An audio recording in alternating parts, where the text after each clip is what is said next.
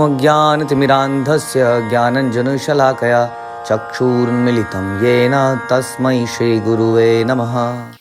श्री चैतन्य चरितामृत मध्य लीला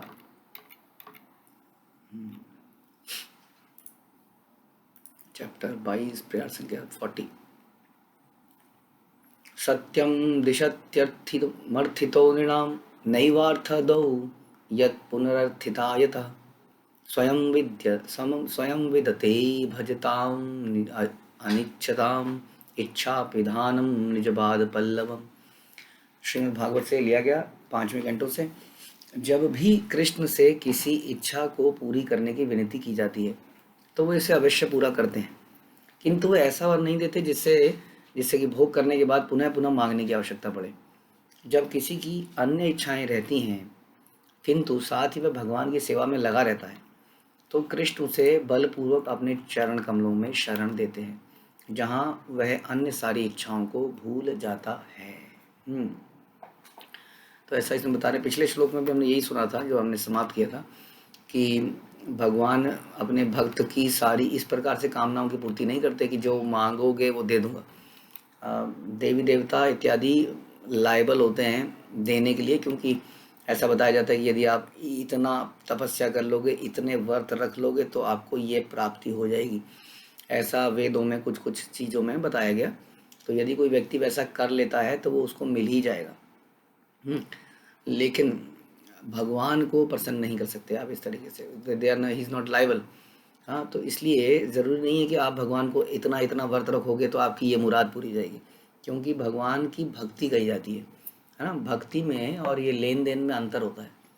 लेन then में तो आपने किसी को 100 रुपये दिए और वो 100 रुपये के बदले में आपको 100 रुपये का माल देना ही पड़ेगा उसको, नहीं तो चोरी का इल्ज़ाम लग जाएगा, राइट। तो इसी तरीके से वेदों में कुछ प्रिस्क्रिप्शंस हैं कि क्या क्या करने पर क्या क्या मिल सकता है, और यदि वो ऐसा करता है तो वो मिल जाता है।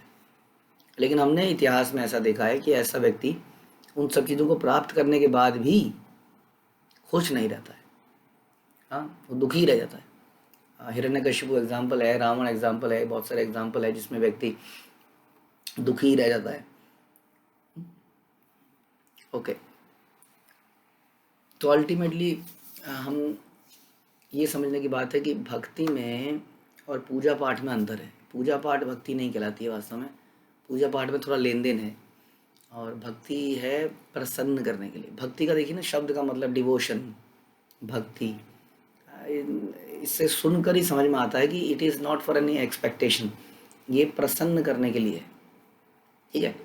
इसलिए जब व्यक्ति भक्ति करने का प्रयास करता है तब उसकी सारी इच्छाएं तो समाप्त हुई नहीं होती हैं। हमारी भी सारी इच्छाएं समाप्त नहीं हुई हैं तो है, लेकिन उसकी इच्छा है और वो भगवान से प्रार्थना भी करता है कि भगवान मेरी इन सारी इच्छाओं को समाप्त कर दीजिए प्लीज़।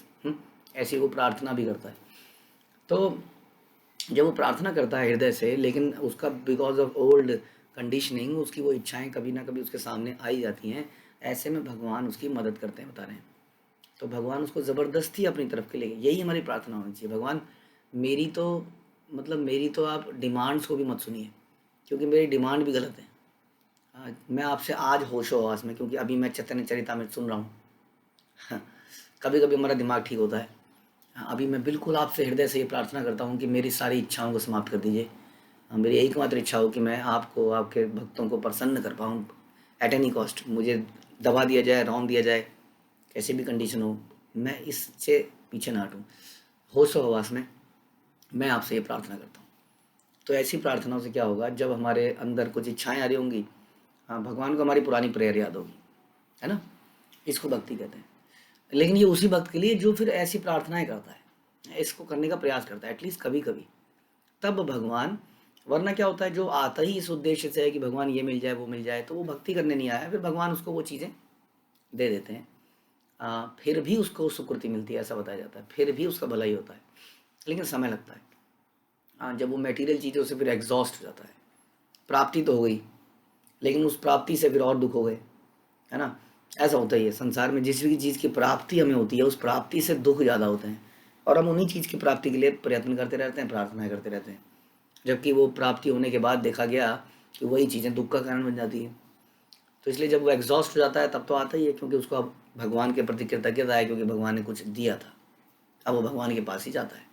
लेकिन शुद्ध भक्त है या जो भक्ति करने का प्रयास कर रहा है, हाँ, वो अपनी इन प्रार्थनाओं के कारण भगवान उसकी इच्छाओं को पूरा नहीं करते उसके अनुसार। वो देखते हैं इसके लिए ये सही है, इसको मेरे चरण कमलों में आना पड़ेगा, हाँ, तभी इसका उद्धार होगा, तभी ये प्रसन्नचित रह पाएगा, इसको सारी इच्छाओं को त्याग करना पड़ेगा। अन्य विलासिता शून्यम, हाँ, न धनम न जन्म बोलते हैं ना, प्रार्थना ही तो है, ना धनम न जन्म न सुंदरीम कविताम व जगदीश काम है, ये हम प्रार्थना कर रहे हैं। थोड़ा सा इसमें मूड और डाल दीजिए, जस्ट एक चैतन्य या शिष्टाष्टकम का एक श्लोक ना बन जाए, जब हम इसको बोले तो थोड़ा मूड जाए साथ में। ना धनम ना जन्म ना सुंदरीम कविताम व जगदीश कामये मम जन्मनि जन्मनीश्वरे, जन्म जन्मांतर में एक ही इच्छा हो, भवताद भक्तिर अहेतुकी, अहेतुकी, अहेतुकी का मतलब होता है अनमोटिवेटेड, यानी कि बिना किसी अपने पर्सनल बेनिफिट के ऐसी मुझे भक्ति मिले, ये हम प्रार्थना करते हैं। अब ये कायदे से हम ये प्रार्थना रोज करते हैं, है ना, चैतन्य महाप्रभु से, भगवान से। तो ये यहाँ बता रहे हैं कि भगवान की सेवा में तो भगवान क्या करते हैं, बलपूर्वक अपने चरणों में शरण देते हैं, हाँ, बलपूर्वक दे देते हैं, क्योंकि आपकी प्रार्थना ऐसी है, इसलिए घबराना नहीं चाहिए। हाँ, घबराना चाहिए। एक जो बिल्ली का बच्चा है, बिल्ली उसको मुंह से ऐसे पकड़ती है, सोचिए, बिल्ली का मुंह ऐसे फाड़ देती है चूहे को, है ना, वो अपने बच्चे को ऐसे मुंह में दबा लेती है, अब उसका दांत खच्च से अंदर घुस गया तो बच्चा मर गया, लेकिन बच्चा घबराता नहीं है। बिल्ली इसी तरीके से अपने बच्चे को एक जगह से दूसरी जगह लेके जाती है, और बच्चा बिल्कुल बेफिक्र होता है, राइट। तो इस प्रकार से हमें घबराना नहीं चाहिए। Let Krishna do whatever operation you want to do.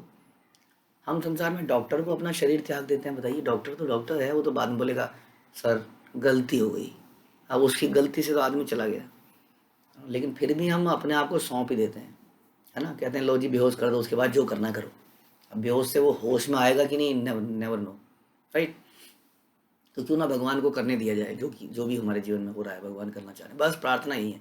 भगवान बहुत दर्द हो रहा है, बहुत पेन हो रहा है, दिमागी शारीरिक, लेकिन यू बेटर नो मेरे लिए क्या सही है, इसलिए मुझे अपनी भक्ति दीजिए, हाँ, यही मांगता है वो, फिर भी तो अलाउ करता है to be operated by Krishna. काम लागी कृष्ण भजे पाए कृष्ण रसे, काम छाड़ी दास हेते हया अभिलाषे। जब कोई अपनी इंद्रियों को की तुष्टि हेतु भगवान कृष्ण की भक्ति में लगता है, इंद्रियों की तुष्टि के लिए लगता है, किंतु उसके विपरीत उसे कृष्ण की सेवा करने का स्वाद मिलता है, तो वह अपनी भौतिक इच्छाओं को छोड़कर स्वेच्छा से कृष्ण का सनातन सेवक बन जाता है। इसलिए कहते हैं कि सर्व काम मोक्ष काम, है ना, यानी किसी भी, अगर सर्व काम सारी इच्छाएं हैं तो भी क्या कीजिए, तो भी भगवान की शरण में जाइए, सारी इच्छाओं के साथ भी, क्योंकि धीरे धीरे क्या होगा, जब भगवान के भक्त बनेंगे आप, तो भक्तों का कहीं ना कहीं संग मिल जाएगा आपको, है कि नहीं। भक्तों को देखकर आपको अच्छा लगेगा, भक्त कोई ना कोई सेवा आपको पकड़ाई देगा, चाहे वो नाम की सेवा हो, नाम मतलब हरि नाम की सेवा, या कोई और सेवा हो, कोई बर्तन मांजने हैं, झाड़ू लगाना है, खाना पकाना है, किसी भक्त को छोड़ के आना है, किसी भक्त को लेके आना है, एनीथिंग, तो धीरे धीरे धीरे उस सेवा के स्वाद से हमारी ये इच्छाएं समाप्त हो जाएगी। इसलिए किसी भी अच्छा में अच्छा तो यही है कि भगवान की उसमें लगा जाए, हाँ, लेकिन हमने जैसे बोला प्रार्थनाएं करते रहिए बस, कि भगवान मेरी ये इच्छाएं समाप्त हो, मैं आपसे केवल भक्ति मांगू जन्म जन्मांतर की। स्थानाभिलाषि तपसी स्थितो हम त्वां प्राप्तवान देव मुनिद्रम मुनिद्रगुह्यम, काचम विचिन्वन्नपि दिव्यरत्नम स्वामिन कृतोस्मि वरम न याचे। जब ध्रुव महाराज को पूर्ण पुरुषोत्तम भगवान वर दे रहे थे, तब उन्होंने कहा, हे प्रभु, चूंकि मैं ऐश्वर्य युक्त भौतिक पद की खोज में था, इसलिए मैंने कठिन तपस्या कर डाली, अब तो मैंने आपको पा लिया है। हाँ, बड़े बड़े देवता मुनि राजा भी बड़ी कठिनाई से आपको प्राप्त कर पाते हैं, और मैं तो एक कांच का टुकड़ा ढूंढ रहा था, किंतु इसके बदले बहुमूल्य रत्न मिल गया। मैं अब इतना संतुष्ट हूँ कि अब कोई वर नहीं चाहता। हाँ, ये है ध्रुव महाराज की पोजीशन, जो हम सुनते हैं श्रीमद् भागवतम में 7वें घंटों में। यह श्लोक हरि भक्ति सुधोदय का है, सॉरी। तो यहाँ पे बताया जा रहा है कि ध्रुव महाराज जो कह रहे हैं कि सांसारिक इच्छाओं की वजह से मैंने आपकी भक्ति करी। जैसे कि हमने बताया, कई लोग इसी इच्छा से आते हैं, हालांकि कम लोग आते हैं क्योंकि अक्सर लोग बाकी देवताओं के पास ज़्यादा जाना चाहते हैं, क्योंकि वहाँ मुरादें जल्दी पूरी हो जाती हैं, ऐसा लगता है। तो जो भक्त भगवान के पास आते हैं, जैसा कि शास्त्र बताते हैं कि इच्छाओं की पूर्ति के लिए भी चलो वहीं, अभी आप शुद्धि नहीं है, नो प्रॉब्लम, फिर भी वहीं अपने पिता से ही मांगिए इधर उधर से मांगेंगे तो सही नहीं है। हम्म, तो मैं ऐसी इच्छाओं के कारण आया, लेकिन जब मैं आया और मैंने आपको प्राप्त किया, अब मुझे समझ में आ रहा है कि इन चीज़ों की आवश्यकता नहीं है। तो क्या हम लोग बेकार की रिसर्च करना चाहते हैं? When Dhruv Maharaj is such an exalted person, सब चीज़ प्राप्त होने के बाद भी जब उसको भगवान की प्राप्ति हुई, तब कह रहा है मुझे कुछ नहीं चाहिए। हाँ, इससे समझ में आना चाहिए कि हम फिर उन चीज़ों के लिए प्रयास क्यों कर रहे हैं, राइट। और कई बार हम चर्चा करते हैं अमेरिकन्स की, यूरोपियंस की। India by any economical condition, any IT, warfare, कोई भी एरिया ले लीजिए, हमारी हमारी कंट्री अभी उन कंट्रियों के साथ कैचअप करने का प्रयास कर रही है, because they are advance than us, they are developed countries, we are developing countries. लेकिन उन डेवलप कंट्रीज के अंदर जहाँ पे living conditions are such good, वहाँ के लोग जब ये फिलॉसफी को सुनते हैं जो चैतन्य चरितामृत हमारे शास्त्रों से आई, तो उस पूरे जीवन को त्याग कर वो इस जीवन में जीते हैं, जो कि बड़ा कठिन है वास्तव में। यहाँ गर्मी बहुत ज़्यादा है, आप जानते हैं, इंडिया में एज़ कम्पेयर टू, जिनको गर्मी की आदत ही ना हो, पूरे साल जहाँ गर्मी ना होती हो, वहाँ पे वो 45 डिग्री में रह रहा हो। एंड पीपल, ऐसे लोग रह रहे हैं। और ऐसा नहीं है साउथ इंडिया में रह रहे हैं गर्मी से, ताप से बचने के लिए वृंदावन में रह रहे हैं, बहुत गर्मी होती है, ऐसी ऐसी जगहों में रह रहे हैं। और जीवन को बड़े साधारण से मच्छर काट रहे हैं। मच्छर वच्छर तो वहाँ हमने देखे नहीं कुछ खास, पता नहीं। यहाँ तो ऐसी ऐसी छिपकलियाँ घर के कमरों में घूमती हैं। छिपकलियाँ देख के वो घबरा जाते हैं, वो लोग फ़ोन करना पड़ता है उन्हें तुरंत। ऐसा हो चुका है हमारे साथ, हमने देखा कि एक फॉरेनर को हमने होटल में छुड़ाया, उसने रात को फ़ोन किया सारे होटल की सिक्योरिटी को और जिन जिन लोगों को कि कोई जानवर घुस गया है, वो छिपकली को देख के। तो सोचिए, जो जिन लोगों ने ये सब ना देखा हो, ऐसे जीवन में जी रहे हैं। इससे पता कि इससे सीखने को ये मिलता है कि जिस मटेरियल ऑपुलेंस की तरफ हम भाग रहे हैं, उस मटेरियल ऑपुलेंस को वो लोग छोड़कर इस जीवन को प्राप्त कर रहे हैं। इसका मतलब देयर इज समथिंग जो कि हम नहीं देख पा रहे हैं। हम फिर इतनी दूर जाके यू टर्न मार के वापस आना चाहते हैं। तो देयर इज़ नो पॉइंट। देखना पड़ेगा। जब ऑलरेडी समझ में आ गया है कि वहाँ लोग पहुँच के यू टर्न मार के इधर को निकल के इस वाले रास्ते से निकल रहे हैं, तो इसका मतलब वो रास्ता गलत था, आगे रास्ता बंद है। कई बार ऐसा होता है ना, कई लोग निकल गए गलत रास्ते पर, आगे देखा वो रास्ता ही नहीं, आगे यू टर्न मारी। अब आपको मैं भी जाके एक बार तो देखूंगा।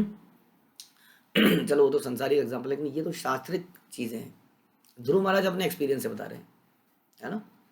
तो सब कुछ मिलने के बाद भी ध्रुव महाराज ये इच्छा करें। प्रहलाद महाराज का भी ऐसी केस था, देखिए। मतलब तीनों लोग सारे देवता तक, उनके पिताजी को देवता तक प्रणाम करते थे। ऐसे घर का बच्चा, उसको कितना मटेरियल ऑपुलेंस मिल सकता था, सोचिए।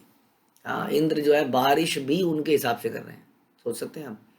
ऐसे घर का बच्चा उन सब चीज़ों को त्याग कर हरि का नाम लेता है और सारे कष्ट लेता है। तो ये यहाँ पे समझने का विषय है कि हम जिन इच्छाओं के लिए भगवान के पास जाते हैं वो यूजलेस इच्छाएं हैं।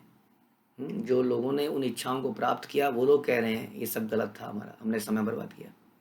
संसार भ्रमिते कौन भाग्यवान, कौन कौन भाग्य केह तारे, नदीर प्रवाहे ये न काष्ठ लागे तीरे। बद्ध जीव ब्रह्मांड के विभिन्न लोकों में भ्रमण करते हुए कई योनियों में प्रवेश करते हैं, है ना। हम लोग जरूरी नहीं है इसी लोक में जानवर बनेंगे या कुछ इंसेक्ट बनेंगे या कोई और स्पीशीज में जाएंगे। न जाने कितने लोगों में कौन कितनी स्पीशीज तो हमने देखी नहीं होगी। जैसे 84 लाख है, ये 84 लाख हमने देखी थोड़ी है सारी की सारी। ये जरूरी नहीं है कि इसी पृथ्वी के अंदर ये 84 लाख योनियाँ हों। कितनी योनियाँ हैं जो यहाँ पर देख ही नहीं सकते हैं। जैसे कि सूर्यमंडल में आप देखिए, सूर्यमंडल में जो योनियाँ होंगी वो हम कहाँ देखते हैं, वो तो उस लेवल की गर्मी में आराम से रहते हैं, वो हम यहाँ देख ही नहीं सकते हैं। तो ऐसे अनेकों लोगों में आदमी कई बार पिक्चरें बनाता है, कोई दूसरी ग्रह का व्यक्ति आ गया, उसकी शक्ल बनाते हैं हम पटंग तरीके से। हाँ, तो वास्तव में दूसरे लोगों में कुछ लोग तो हैं ही, हम नहीं देख पा रहे हैं। हम कहते हैं वहाँ ऑक्सीजन नहीं है, वहाँ जल नहीं है, तो कैसे रहेगा।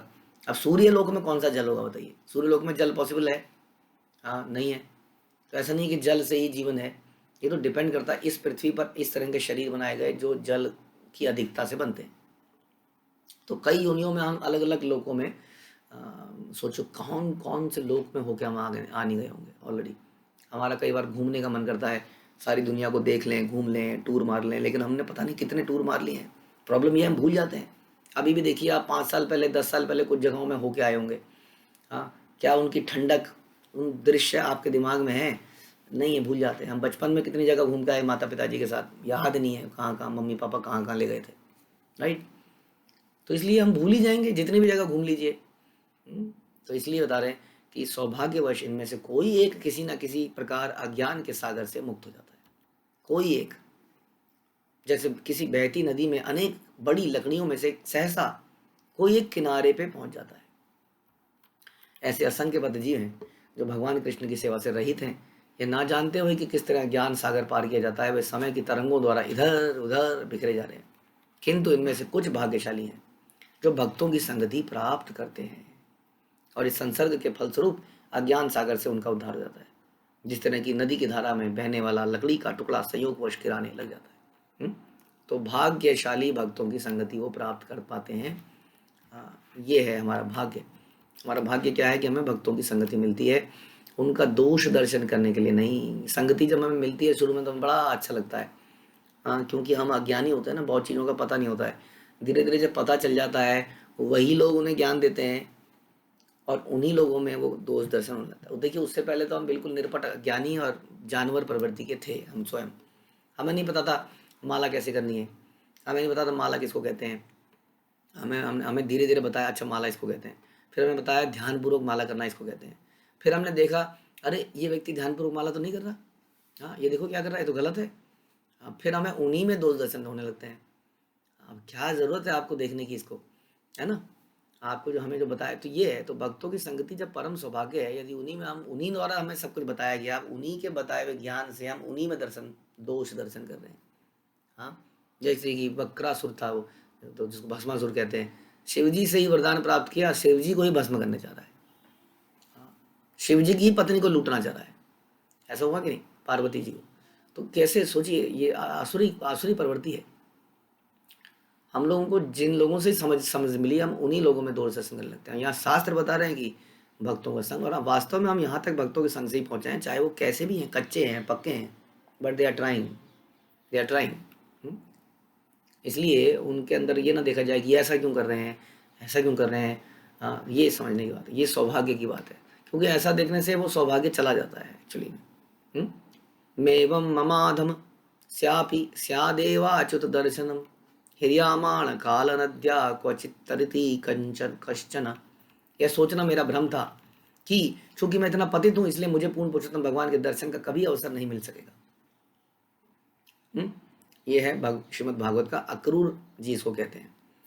मैं इतना पतित हूँ, इसलिए ये सोचना मेरा भ्रम था। मैं सोचता था कि मैं पतित हूँ, मुझे कभी भगवान के दर्शन का अवसर नहीं मिलेगा। प्रत्युत संयोगवश मुझ जैसा पतित भी व्यक्ति भी पूर्ण पुरुषोत्तम भगवान का दर्शन कर सकता है। अक्रूर जी कह रहे हैं, this is the quality of a devotee, that वो अपने आप को पतित मानता है। और हमें दोष दर्शन कब होते हैं, देखिए ये बड़ा इंपॉर्टेंट है। दोष दर्शन होते ही तब हैं जब हम अपने आप को पतित नहीं मानते। एक पतित व्यक्ति यही सोचता है, यार मैं क्या, मेरी हालत क्या है, मैं क्या देख रहा हूँ दूसरे को, है ना, है ना। जैसे जैसे बोलेगा कोई व्यक्ति, बोल सकता है कोई व्यक्ति काला कलूटा है, उसके सामने कोई काला सा व्यक्ति जाए, हो देखो कितना काला रंग है इसका, बोल ही नहीं पाएगा, उसका खुद का रंग बिल्कुल निर्पट काला है।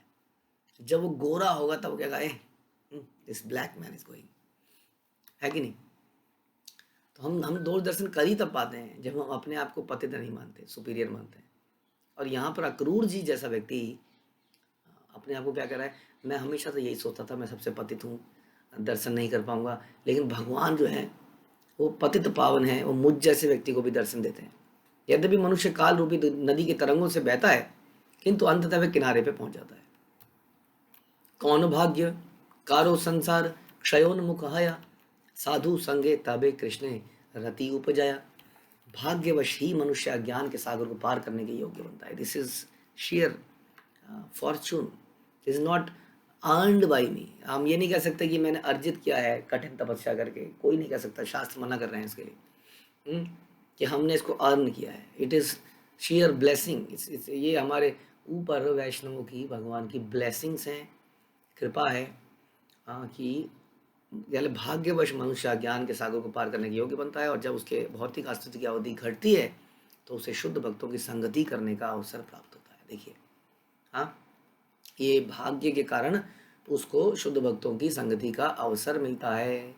ऐसी संगति से कृष्ण के प्रति उसका आकर्षण जागृत हो जाता है। इन्हीं भक्तों की संगति से तो जागृत हुआ ना। अब कुछ कमी तो हर किसी में होगी ही ना।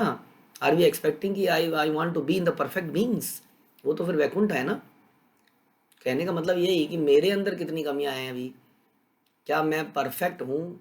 हो सकता है जो गलती मुझे दूसरे में दिख रही है वो गलती मेरे अंदर ना हो सकता है मैं जप ध्यानपूर्वक करता हूँ, सामने वाला ध्यानपूर्वक नहीं कर रहा है, लेकिन हो सकता है मैं किसी और चीज़ में गलती करता हूँ, वहाँ पे वो व्यक्ति बहुत अच्छा करता हूँ, वो इंस्ट्रक्शन को पालन करने में बड़ा सरेंडर्ड है, गुरु की आज्ञा करने में, और मैं उस चीज़ में कमज़ोर हूँ।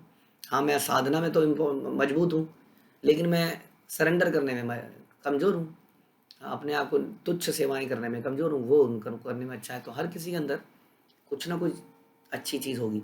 जैसे अलग अलग तरह के फल होते हैं, किसी फल में कोई क्वालिटी है, किसी में फल में कोई क्वालिटी है, कोई विटामिन है उसमें, कोई विटामिन खाते हैं। उस तरह से भक्तों के बीच में भी अलग अलग तरह के फल हैं, फूल हैं, ये भक्त अलग अलग टेस्ट है इनका। हाँ, कोई किस चीज़ में अच्छा है, कोई किस चीज़ में अच्छा है।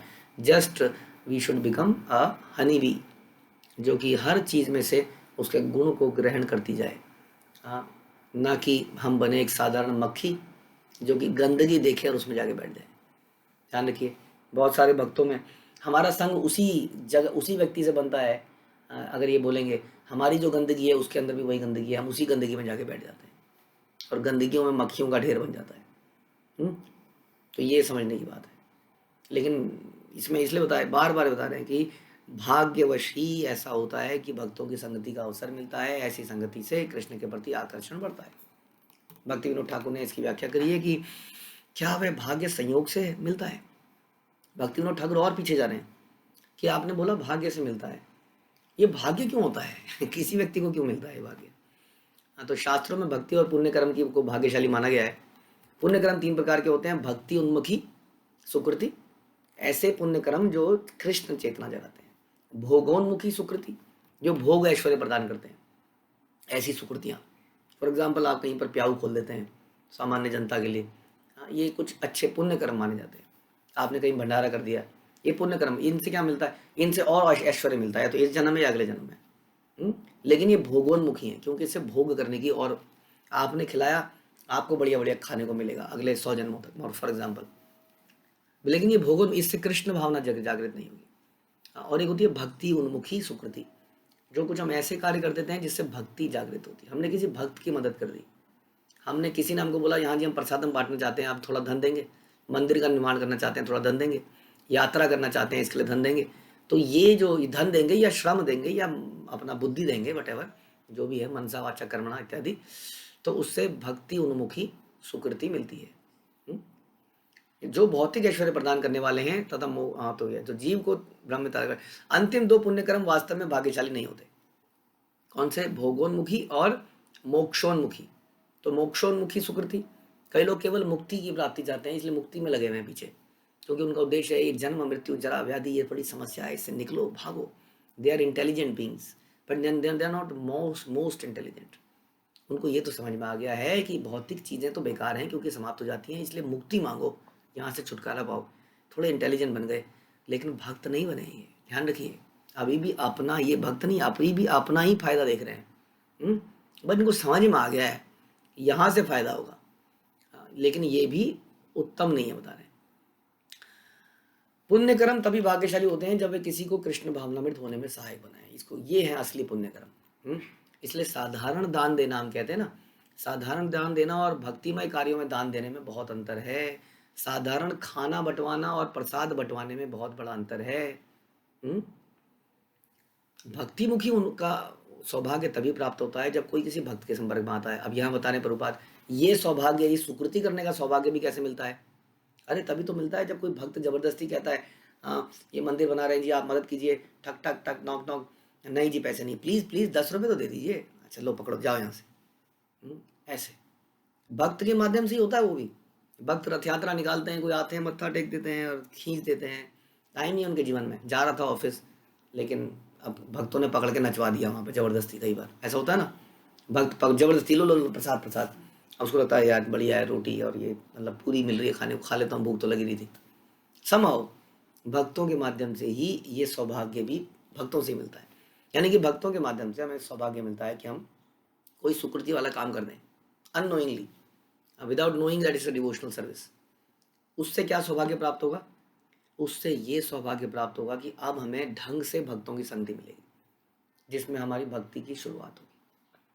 चाहे या अनचाहे रूप में भक्त की संगति से भक्ति में प्रगति होती है और मनुष्य की सुप्त कृष्ण चेतना जागृत होती है। भवाप वर्गो भ्रमतो यदा भवेज जनस्य तरहच्युत सत्समागमः सत्संगमो यर्हि तदैव तत्सद्गतौ परावरेशे त्वयि अजायते रति।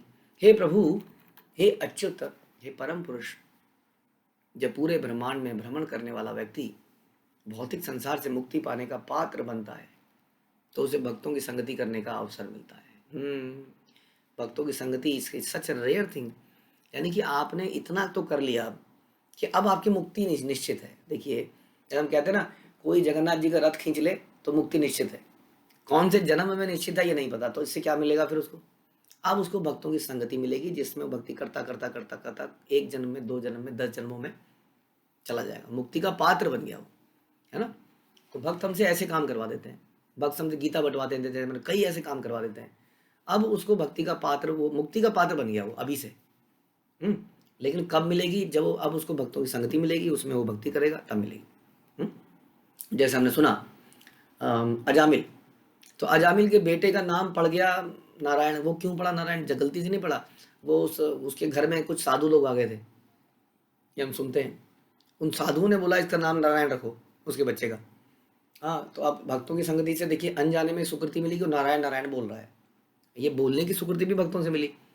अब उसने गलती से बोल दिया मृत्यु के समय, यार जीवन में कई बार बोला, तो विष्णु के दूतों ने कहा इसका तो कोई पाप ही नहीं है भैया, तुम कैसे ले जा सकते हो, you can not take him, क्योंकि इसने तो नारायण का नाम पता नहीं कितनी बार लिया है। हाँ, तो इसलिए अब क्या मिलेगा इसको? ये तो हो गई सुकृति। अब ये मुक्ति का पात्र तो बन गया क्योंकि इसने नारायण बोल दिया, लेकिन मुक्ति मिलेगी कब? अभी नहीं मिलेगी, अब उसको संगति मिलेगी, अब उसको भक्ति करनी पड़ेगी। तब उसने भक्ति करी। अजामिल का मृत्यु नहीं हुई थी, अजामिल ने उसके बाद भक्ति की बहुत समय तक, फिर उसको वैकुंठ धाम मिला। तो जब वह भक्तों की संगति करता है तो आपके प्रति उसका आकर्षण जागृत होता है। भगवान भागवत में बताया गया, आप पूर्ण पुरुषोत्तम भगवान हैं, सर्वोत्तम भक्तों के चरम गंतव्य और ब्रह्मांड के स्वामी हैं, है ना। हम लोग जब भक्तों के संग में आए, कितना आकर्षण बना हमारा भगवान के प्रति। कैसे पता चलेगा? हम नाम ले रहे हैं, नाम लेना ही तो सही मायने में आकर्षण है। सबसे बड़ा आकर्षण तो नाम लेना है। फिर हम भोग लगाने का प्रोसेस हमें समझ में आया, आरती करनी समझ में आई, यात्राएं करनी हमने, तो ये सब क्यों कर रहे हैं हम? आकर्षण बढ़ रहा है। कृष्ण यदि कृपा करे कौनो भाग्यवान, गुरु अंतर्यामी रूपे शिखाए आपने। कृष्ण प्रत्येक जीव के हृदय में चैत्य गुरु अर्थात अंतःकरण में स्थित गुरु के रूप में स्थित है। जब वे किसी भाग्यशाली जीव पर, बद्ध जीव पर दयालु होते हैं तो वे उसे भीतर से परमात्मा के रूप में, बाहर से गुरु के रूप में भक्ति में प्रगति करने का उपदेश देते हैं। राइट। तो जब उससे कुछ सुकृति हो गई, अब क्या हुआ? अब सुकृति हो गई उससे, कुछ गलती से उसने दान कर दिया, रस्सा खींच दिया, कुछ कर दिया। अब हृदय में उसको भगवान प्रेरित करते रहेगा, ये आदमी बड़ा अच्छा, इसके पास जा, इसके पास जा, इसके पास जा, देख बड़ा अच्छा सा तिलक लगाए है, हाँ कुछ धोती कुर्ता पहने, जा इससे पूछ कहाँ रहते हो, क्या रहते हो। अंदर से प्रेरित करेंगे भक्तों से मिलने के लिए। और बाहर से तुरंत कोई गुरु मिल जाएगा, हाँ, जो बताएगा हाँ बच्चा आओ आओ बैठो अब ये करो, अब ये करो, अब ये करो, अब ये करो। तो इस प्रकार भगवान अंदर और बाहर से प्रेरित करते हैं। नैवोपयन्त्य पचितं पचितिं कवय स्तवेश ब्रह्मायुपाशिकृतमृद्ध मुदा स्मरन्तः यौवन्तर्बहिस्तनु वृतामशुभं त्रिभुवन आचार्य चैत्य वपुषा स्वगतिं व्यनक्ति। हे प्रभु, दिव्य कवि तथा अध्यात्म विज्ञान में पटु व्यक्ति भी आपसे पूरी तरह अपनी कृतज्ञता व्यक्त नहीं कर पाए, यद्यपि उन्हें ब्रह्मा जितनी दीर्घायु दी गई, क्योंकि आप 2 रूपों में, बाहरी रूप में और आचार्य के रूप में, अंतःकरण में परमात्मा की तरह देहधारी को अपने पास आने के निमित्त निर्देश देकर उनका उद्धार करने के लिए प्रकट होते हैं। तो इसमें 2 मुख्य बातें बताई जा रही हैं। एक तो ये कि जो गुरु है वो भी भगवान का ही एक एक्सटेंशन है ना। हमें ऐसा समझना चाहिए कि भगवान द्वारा ही उनको भेजा गया है हमें एनलाइटन करने के लिए, अपलिफ्ट करने के लिए। तो ये इसलिए कहते हैं कि साक्षात धरित्वेन समस्त शास्त्र, कि क्या सारे शास्त्र यही कहते हैं कि गुरु को ये पोजीशन भगवान जैसी बन जाती है, क्योंकि वो हमें भगवान का ही काम कर रहे होते हैं, भगवान के प्रति आसक्ति पैदा कर रहे होते हैं, हमें भगवान का दास बना रहे होते हैं, और अपने एग्जाम्पल से और अपने ज्ञान से वो इसको अब हमें देते हैं, राइट। दूसरी चीज़ ये है कि कितनी कृतज्ञता होनी चाहिए हमें भगवान के लिए, इसका मतलब कितना ग्रेटफुलनेस होना चाहिए। लेकिन संसार में जरा से भी हमारे जीवन में दुख आ जाता है तो हम अनग्रेटफुल हो जाते हैं। ऐसा क्यों हो रहा है मेरे साथ ऐसा क्यों हो रहा है, मतलब बहुत सारे जीवन में अनेक ऐसे मतलब समय आ जाता है कि हम समझ नहीं पाते उसको, और हमारी भक्ति कई बार मैंने देखा है टूट जाती है, समाप्त हो जाती है, जस्ट बिकॉज कि हमारे साथ कुछ गलत हो गया। लेकिन ऐसा देखा गया इतिहास में कि ऐसे मौक़ों पर भी जो भक्त थे उन्होंने थैंकफुल किया, भगवान को थैंक यू किया, है ना। जैसे हरिदास ठाकुर के साथ अब सोचिए, Haridas Thakur will be thinking कि 192 नमाला जपता हूँ भैया, उसके बाद ये मिलना था मुझे, ये बदनामी, ये पिटाई। ऐसे बहुत सारे एग्जाम्पल हैं। जनाबाई, एक भक्त थी जनाबाई भगवान विट्ठल की भक्त, तो वो भक्ति करते करते क्या हुआ कि उसकी भक्ति इतनी बड़ी कि भगवान उसके पास आने लगे और बातचीत होने लगी। तो एक दिन वो चक्की पीस रही थी, तो चक्की भगवान के लिए कुछ चक्की पीस रही थी, और चक्की पीसते पीसते भगवान उसकी मदद करने आ गए, उधर से वो पीस रहे हैं और दोनों पीस रहे हैं और दोनों में चर्चाएं चल रही हैं। तो करते करते करते सवेरा हो गया, और विट्ठल जी की बात बता रहे हैं, और मंदिर खाली है, वो तो घंटी बजने लगी। तो इन्होंने तुरंत बोला, वो सवेरा हो गया, भगवान जाइए जाइए, मंदिर में भगवान नहीं है तो कितना बवाल हो जाएगा। हाँ, तो ये जो है भगवान विट्ठल जी भागे वहाँ से। भागने में क्या गड़बड़ हो गई कि जल्दीबाजी में वो जो जनाबाई है उसका कंबल ओढ़ के चले गए, और उनकी ज्वेलरी सारी वहीं रह गई। अब वो मंदिर में चले गए और खड़े हैं वहाँ पर। हाँ, और जब भक्तों ने दर्शन किया, वो ये क्या है, ये फटा हुआ कंबल, ज्वेलरी कहाँ है। अब उनको लगा किसी ने चोरी कर ली है इसका मतलब। तो उन्होंने फिर कहा ये कंबल की पहचान करो, कंबल की पहचान करी गई, तो थोड़ी देर में पता चल गया। तो जनाबाई क्या है, सब जनाबाई के घर में एक तरह से पकड़ मतलब आए धमाका करने, और वहाँ देखा कि वहाँ सारे आभूषण पड़े हुए, और ये देखने के बाद जनाबाई को मृत्यु दंड दे दिया गया। अब उसको घसीट के लेके जाया गया बाजार में, उसके कहा मतलब छिल गया कई जगह से, फांसी पे लटकाने लगे। हाँ, तब जनाबाई बोल रही है, तब मतलब ऐसे में भी जनाबाई विट्ठल विट्ठल विट्ठल जोर जोर से बोली। हाँ, हालांकि उन्होंने बोला कि भगवान मैंने तो कुछ नहीं किया, मैंने तो चोरी नहीं करी भगवान, तो आप ही तो छोड़ के गए, आप ही आए थे, क्या मैंने आपसे चक्की चलवा दी, गलती कर दी क्या, ये चक्की भी आप ही ने चलाई थी। हाँ, वो प्रार्थना कर रही है, विट्ठल विट्ठल कर रही है। तब एकदम से ऐसा हमने सुना कि जो फांसी का रस्सा है वो फूलों की माला बन के उसके गले में गिर गया। हाँ, लेकिन कई केसेस में तो ऐसा नहीं भी हुआ फूलों की माला नहीं भी बना, जीसस क्राइस्ट को तो लटका ही दिया गया। We don't know what happened after that, but है ना, हरिदास ठाकुर को गंगा जी में फेंक ही दिया था ना, गिर ही गए थे, मार ही दिया था। तो मतलब कि ये थोड़ा समझने का विषय है, कैसे यहाँ पर बताया जा रहा है कि अ, कृतज्ञता के बारे में हम कह रहे थे कि कितना ग्रेटफुल हमें होना चाहिए, लेकिन हम अनग्रेटफुल हो जाते हैं जब हमारे साथ कुछ गलत होता है, चाहे वो गुरु के प्रति भी क्यों ना हो। गुरु के प्रति भी प्रारंभ जब तक जीवन में सब बढ़िया चल रहा है, हमें पूछा जा रहा है, तब तक हम ग्रेटफुल हैं, और जैसे ही हमें नहीं पूछा गया है, कुछ गड़बड़ हो गई, तो हम अनग्रेटफुल हो गए। यानी कि everything is centred around me, it is not centred around Krishna, it is always about between Krishna and me. लेकिन हम क्या करते हैं, हम अपने को सेंटर बनाते हैं हर चीज़ का, मेरे साथ क्या किया गया, मेरे साथ ये हुआ, मेरे साथ वो हुआ, मेरे साथ ये। लेकिन अगेन जैसा कि हम कहते हैं कि हमारे साथ क्या अच्छा हुआ, हम हमेशा भूल जाते हैं। हमारे साथ क्या गलत हुआ, जबकि हम कहते हैं कि जो गलत हमारे साथ होता है वो हमारे ही कर्मों का फल दिया जाता है।